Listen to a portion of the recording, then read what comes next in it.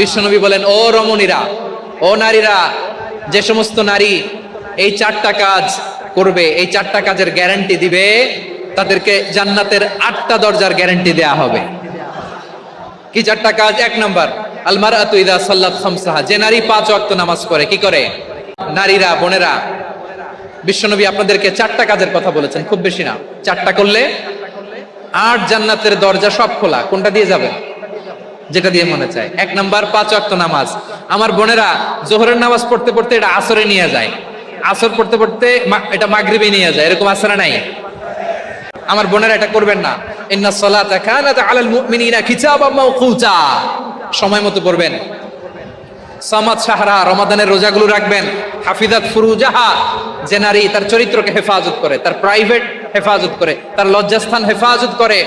ও মায়েরা, আপনার এই গর্ভ যে কত দামি আপনি জানেন না। আপনার এই গর্ভ থেকে জন্মাবে আগামীর সালাহুদ্দিন আল আইয়ুবী। আপনার গর্ভ থেকেই জন্মাবে ইমাম আল মাহদি আল মুনতাজার। আপনার পেট থেকে জন্মাবে আবু সাইদের মতো বীর সৈনিক। আপনার পেট থেকে জন্মাবে মুগ্ধের মতো বীর মুজাহিদ। আপনি জানেন না কে আসবে আপনার পেট থেকে। সময়টাকে কাজে লাগান, ইসলামকে বুঝেন, মানেন, আমাদের ইসলামিক লেকচারগুলো শোনেন। আমরা যে বার্তাগুলো, ইনস্ট্রাকশনগুলো, দিক নির্দেশনাগুলো আপনাদের খেদমতে রাখি, এগুলো মেনে চলুন। আপনিই পারেন আপনার ঘরটাকে জান্নাতের টুকরা বানাতে।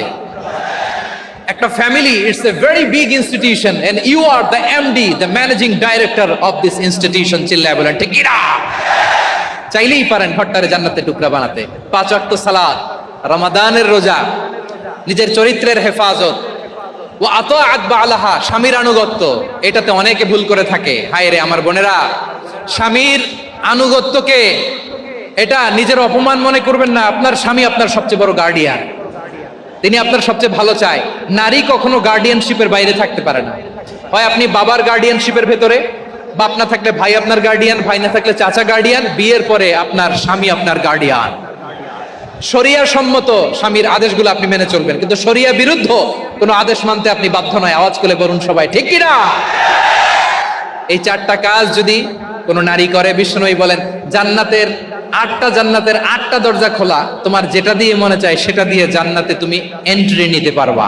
আমরা এখানে সোহরাওয়ার্দী ময়দানে আজকে যেমন একত্রিত হতে পারলাম, আল্লাহর জান্নাতেও যেন একত্রিত হতে পারে। আল্লাহ তুমি তৌফিক দান করো।